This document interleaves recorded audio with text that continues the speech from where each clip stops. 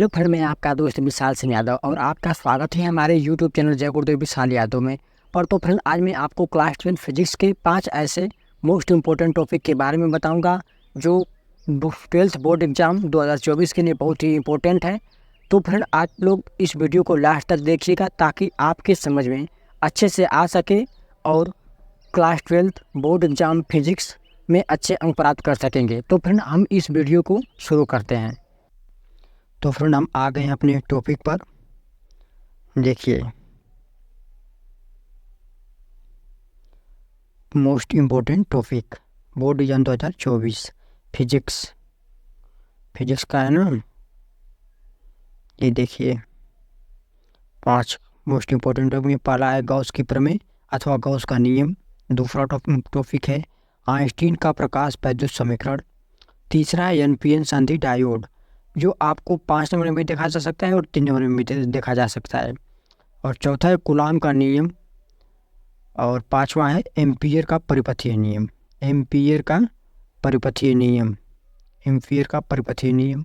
यही हमारे 5 टॉपिक हैं। तो हम अपने पहले टॉपिक पर अब चलते हैं। तो फ्रेंड, हम आ गए अपने पहले टॉपिक पर। तो हमारा पहला टॉपिक है गॉस की प्रमेय अथवा गॉस का नियम। तो इस प्रमेय गॉस का नियम पढ़ते हैं। इस प्रमेय के अनुसार किसी बंद पृष्ठ से गुजरने वाला वैद्युत फ्लक्स फाई ए उस पृष्ठ द्वारा परिपथ कुल आवेश Q का 1/ε गुना होता है। अर्थात यदि किसी बंद पृष्ठ A से परिबद्ध आवेश Q हो, तब इस पृष्ठ से निर्गत वैद्युत फ्लक्स फाई E बराबर बंद समाकलन vector E into D vector A equal to Q/ε0। जहाँ ε0 की विद्युतशीलता, निर्वात की वैद्युतशीलता है। उत्पत्ति यानी कि गॉस की प्रमेय की उत्पत्ति कहाँ से होती है, इसको देखते हैं। गॉस की प्रमेय की उत्पत्ति। माना एक बिंदु आवेश +Q एक बंद पृष्ठ A के भीतर बिंदु O पर उपस्थित है। माना इस पृष्ठ पर एक बिंदु P के चारों ओर एक लघु क्षेत्रफल अवयव डेल्टा A है। देखिए डेल्टा A आपको दिख रहा होगा, यहाँ पर है डेल्टा A है। माना OP वो यहाँ पर है और P यहाँ पर है। OP बराबर R, OP बराबर स्मॉल r, देखिए यहाँ पर है। अतः क्षेत्रफल अवयव DA देखिए यहाँ पर है। DA को पृष्ठ पर अविलंबवत खींचे गए सदिश DA से निरूपित कर सकते हैं। तब क्षेत्रफल अवयव DA से होकर गुजरने वाला वैद्युत flux D phi A equal to vector E d vector A, D phi E equal to E d A cos theta हो जाएगा। यहाँ पर हो जाएगा D phi E equal to 1/4πε0 into Q/r² into DA cos theta. तो इसको हल करेंगे तो आगे निकल कर आ जाएगा हमारे पास D phi E equal to Q/4πε0 into DW। D omega वहाँ पर W नहीं है। तो डी ओमेगा बराबर होता है DA cos theta. D omega बराबर ऑलरेडी आपको पता होगा कि डी ओमेगा बराबर DA cos थीटा होता है। अतः संपूर्ण पृष्ठ से होकर गुजरने वाला वैद्युत फ्लक्स बंद समाकलन D phi E equal to phi Q/4 बंद समाकलन Q/4πε0 डी ओमेगा। तो इसको आग हल करेंगे तो हमारे पास यही सूत्र मिलेगा। गॉस की प्रमेय का असली सूत्र जो है यही है, फाई E इक्वल टू बंद समाकलन vector E into D vector A equal to Q/ε0, यानी कि इसको बोलते हैं phi E equal to Q/ε0। यही सूत्र हमें हमेशा देखने को मिलता है। तो फ्रेंड, यही रहा हमारा दोस्त पहला टॉपिक, ख़त्म हो गया। इसको आप लोग बीच बीच में रोक कर स्क्रीनशॉट मार करके आप लोग प्लीज़ पढ़ लीजिएगा। और दूसरा टॉपिक पर चलते हैं। तो फ्रेंड, हमारा दूसरा टॉपिक है मोस्ट इम्पोर्टेंट टॉपिक। देखिए पहले से ही लिखा गया है, हम लोगों के समय जब हम लोग पढ़ते थे तभी से मोस्ट इम्पोर्टेंट है। ये टॉपिक बहुत 2024 में जरूर पूछा जा सकता है। 5 नंबर में, 8 नंबर या 3 नंबर, कहीं नहीं गया है इस पर। आइंस्टीन का प्रकाश वैद्युत समीकरण। आइंस्टीन का प्रकाश वैद्युत समीकरण। आइंस्टीन प्रकाश वैद्युत प्रभाव की व्याख्या प्लैंक के क्वांटम सिद्धांत के आधार पर की। इस सिद्धांत के अनुसार प्रकाश ऊर्जा के छोटे छोटे बंडलों अथवा पैकेटों के रूप में उत्सर्जित होकर तरंगों के रूप में चलता है, जिसे प्रोटॉन कहते हैं। प्रत्येक प्रोटॉन की ऊर्जा h म्यू। जब कोई फोटॉन धातु की प्लेट पर गिरता है तो वह अपनी संपूर्ण ऊर्जा धातु के भीतर उपस्थित इलेक्ट्रॉनों में से किसी एक इलेक्ट्रॉन को दे देता है और उसका स्वयं का अस्तित्व समाप्त हो जाता है। फ्रेंड, हम इस समय थोड़ा तेज़ी से बोल रहे हैं क्योंकि कल ही एग्जाम है आप लोगों का, तो इसलिए तेज़ी से बोल रहे हैं। आप लोग स्क्रीनशॉट मारकर याद कर लीजिएगा, लिख कर याद करेंगे तभी अच्छा रहेगा। बेहतर तरीका यही होगा कि आप लोग एक बार पढ़ करके दूसरी बार लिख करके याद कर लेंगे तो आराम से अच्छे तरीके से लिख लेंगे एग्जाम में, और फुल नंबर मिलने के चांसेस इसलिए ज़्यादा हो जाते हैं। अस्तित्व समाप्त हो जाता है। इस ऊर्जा का कुछ भाग इलेक्ट्रॉन को धातु से बाहर निकलने में व्यय हो जाता है, तब शेष भाग इलेक्ट्रॉन को गतिज ऊर्जा के रूप में मिल जाता है। माना धातु के पृष्ठ से उत्सर्जित प्रकाश इलेक्ट्रॉन की अधिकतम गतिज ऊर्जा है तथा धातु से एक प्रकाश इलेक्ट्रॉन को बाहर निकलने के लिए आवश्यक ऊर्जा कार्यफलन W है। तब h म्यू बराबर h न्यू बोलते हैं इसको, सॉरी म्यू बोल दिया था मैंने, इसको न्यू बोलते हैं। न्यू ऐसे होता है, न्यू है ना, लिख में डालते हैं। h nu equal to W plus EK, यानी कि W बराबर होता है h न्यू जीरो। W बराबर h न्यू जीरो, तो h न्यू बराबर हो जाएगा h nu zero plus EK। तो यहाँ से यदि उत्सर्जित प्रकाश इलेक्ट्रॉनों का अधिकतम वेग V मैक्सिमम होता, V मैक्सिमम मतलब सबसे अधिक, यानी V मैक्सिमम का मतलब सबसे अधिक होगा यहाँ पर वेग, उसी को बोलता है V मैक्सिमम। तो 1/1/12 mv² maximum equal to h nu minus nu zero. इस समीकरण को आइंस्टीन का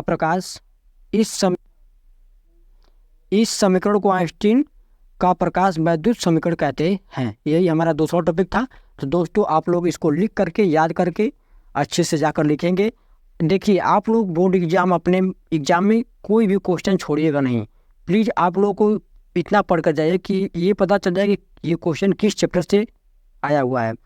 जिस चैप्टर से आया हुआ उसी चैप्टर से मिलते जुलते कुछ आप लोग आंसर लिख देंगे तो आप लोगों को जरूर नंबर मिलेगा, क्योंकि स्टेप बाय स्टेप मार्किंग होनी है।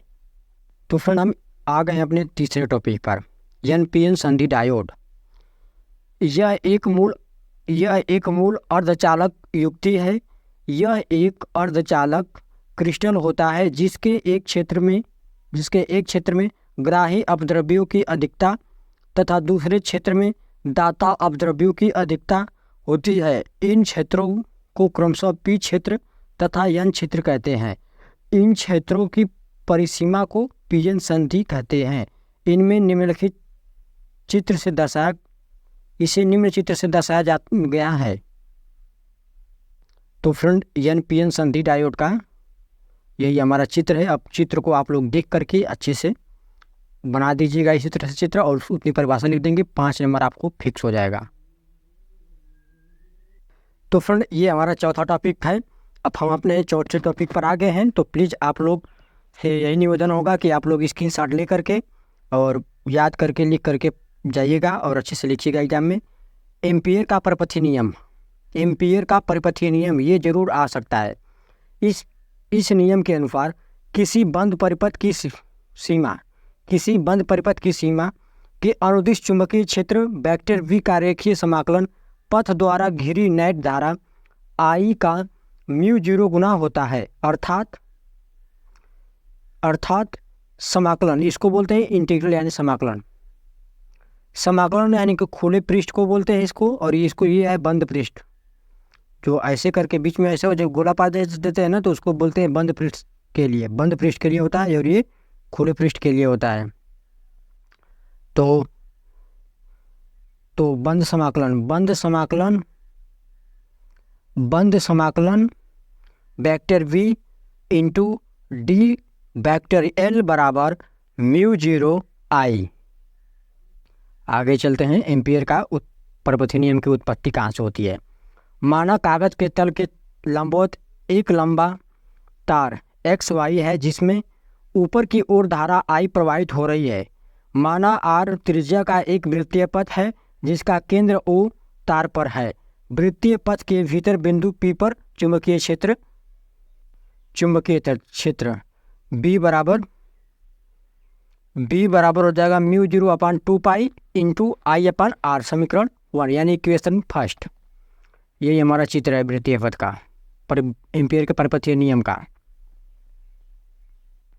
वृत्तीय पथ के प्रत्येक बिंदु पर चुंबकीय क्षेत्र वेक्टर V का परिमाण समान होगा तथा समीकरण 1 से दिया जाएगा।